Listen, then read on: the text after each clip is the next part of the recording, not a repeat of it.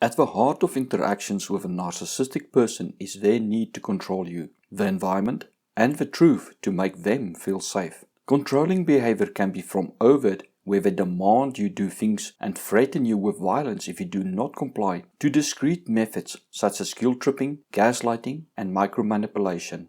Why do people control others? Sometimes control is just to exploit you, but mostly controlling behavior is due to fear and anxiety. They may fear what will happen if they lose control of you, or they may fear that they don't know what you will do when they lose control of you. They don't trust you and fear you may have seen through their mask, as well as that they don't trust themselves that they can handle what may happen. The more insecure the person is, the more anxious they will be and the more controlling they will be, to the point that they will want to know where you are every moment of the day and may dictate your life for you and even follow you into the restroom as they don't want to let you out of their sight. Following are signs that you are being controlled. The more signs you see or experience and the more severe they are, the more the person is controlling you.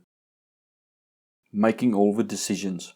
This is as open as it gets. The person makes all the decisions and you have no say in anything. You have to just go along with what they decide, such as what restaurant to go to, what movies to watch, where to go on holiday, down to what car you can drive, are you allowed to work, and even what you're allowed to wear, eat, and even how late you can stay up. You are treated as an incompetent child that cannot think for yourself and as if your likes and dislikes do not matter. At the beginning of a relationship, it may look cool that the person is so secure and knows what they want, but soon you will realize they are not confident. They are insecure and freak out when their control is threatened. Financial control. Financial control is very common as it is a powerful way to keep control of someone. If you have to rely on the person to survive and cannot financially look after yourself, you are unlikely to leave them. This can be from guilt-tripping you for spending your money on yourself, dictating how you spend your money, taking control of your finances, to forcing you to quit your job or studies so that you are solely reliant on them. They may even take gifts or money that you receive from family or friends away from you so that you cannot use them or sell them. They may refuse to buy you items that you need, such as new clothes, blankets, shoes, personal products, and may even demand you eat poorly as they don't want to waste money on you. Gaslighting.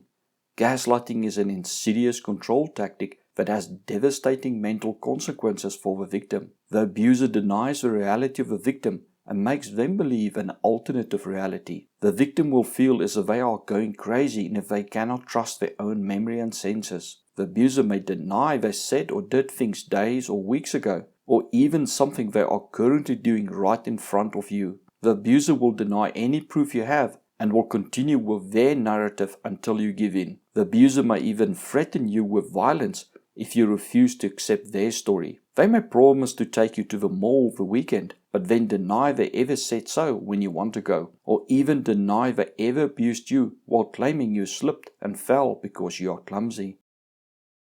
Disrespecting boundaries.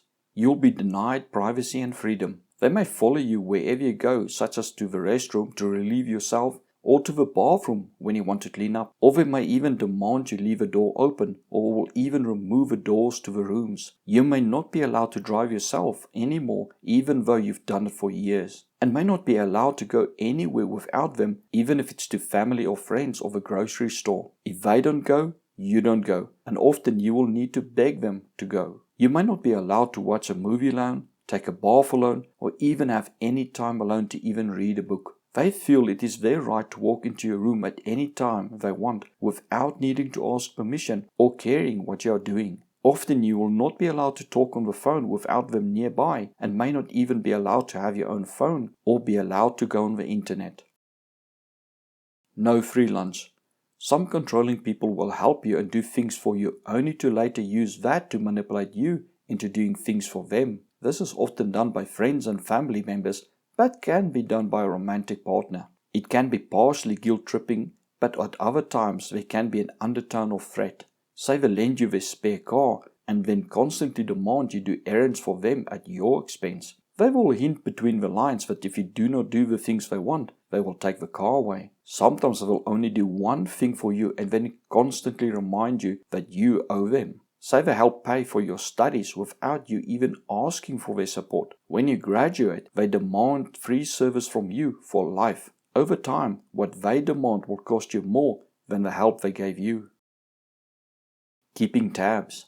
You may be required to constantly check in with them when you are out with friends or family, or even when you are at work. They may constantly call or text you wanting to know what you are doing, where you are, and who you are with. Some will openly put a tracking app on your phone or demand you activate location sharing with them so that they can track your every move, often claiming it's for your safety. Others will secretly track you. They may demand you send them pictures so that they can see who you are with and where you are, and may even ask you to give a phone to your friends or family members or call them to inquire if you are not lying and secretly dating someone else. When you do not answer your phone or they cannot get a hold of you for another reason such as a lost cell signal or your phone battery is flat, they may go crazy and leave several voice messages and may even drive out to where you are to see what you're up to, even if you are hours away from them. More insecure people will even secretly follow you or send someone to keep tabs on you. Looking for trouble.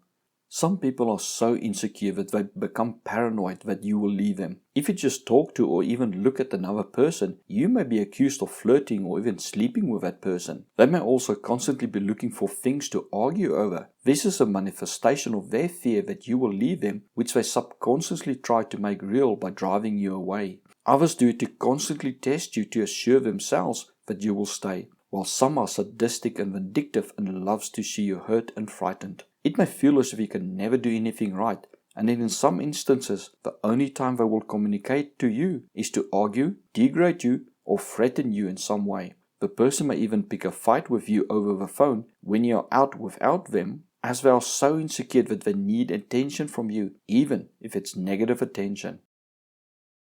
Pathological jealousy and envy. Jealousy and envy can turn very nasty. Envy is where a person wants what you have, and jealousy is them fearing you will take away what they have. The person may make you feel guilty for doing better than them or just for being happy. When they become more envious, they can sabotage your success so that you do not have anything that makes you happy or what the abuser wants. This is due to them not being able to stand that you have something that they cannot have. It can be as petty as you getting a nice birthday present from someone that they destroy to deny you the item. If they cannot have it as well, you will not have it. With jealousy, they can be afraid that someone else will take you away from them and may refuse to let you have friends or go out. They may even become so paranoid that if you go out and need to use the restroom, they will escort you to the restroom and back. They may even be afraid that you will damage their fragile ego, especially if you start making more money than them or studying further than them. They may then demand you quit your job or studies. Isolation. Isolation is another common tactic to control people. If the abuser is your only source of information and you cannot interact with people who may help you or point out to you how you are being abused, you are unlikely to leave. Abusers may lie about your friends and family and tell you that they just want to use you or are envious or jealous of you, or may even comment that they may have slept with your friends or even siblings. Anything to drive a wedge between you and people who support you. The abuser may refuse for you to go out or have visitors, may take your phone away or monitor your calls, and may refuse you to receive calls or have access to internet. Some will refuse to even let your family visit you and may use excuses such as that you are sick or that you don't want to talk to them. The goal is to make you feel alone and as if there's no one that will support you when you ask for help, as well as that everyone hates you and is against you, and that the only person who tolerates you is the abuser. The abuser tries to get you to believe it is you and the abuser against the world. Guilt tripping. Guilt is a powerful control tactic. It makes you feel as if you have to make up for your mistakes. The abuser will make you feel guilty for anything they can, from not having sex or pleasing the abuser, not earning enough money, wanting alone time, to small things such as the abuser claiming the food is not cooked properly, or for you feeling hurt for what they've said or done to you. The abuser may also make you believe you are responsible for them losing control, and that you need to make it up to them. You may start to feel guilty for wanting anything for yourself, and for even sharing your emotions. You may feel you have no right to express how you feel or get upset, and may feel guilty for wanting time for yourself and even asking the abuser for anything and use of the abuser's time and money, or even wanting to spend your own money that you earn yourself. Conditional affection. Parents and partners often use this tactic of withholding affection to control you. If you do not do as they want or raise to their standards, you may get the silent treatment or your existence is ignored. Partners may withhold sex to control and punish you. They may also torment you by being kind and loving to everyone else but you. They may give gifts to others for no reason and nothing to you while it is your birthday, or promise to spend time with you and give you affection if you do things for them first. You will soon realize that their love and attention is not free. Being starved of attention and affection can drive you to do anything for just a kind word from them. Just the hope of hearing, "I love you," or "well done," can keep you under their control.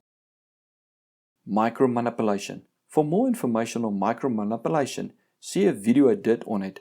In short, micromanipulation is where the person plays the victim and makes you feel obligated to help or ashamed if you do not help. The narcissist may also claim the victim's status for abusing you and make you feel guilty for holding them accountable for their actions. They may also self-sabotage their life and then drain your resources or get you to do what they should do for themselves, such as clean up their own mess. This allows the narcissist to get attention and resources from you and make them feel important.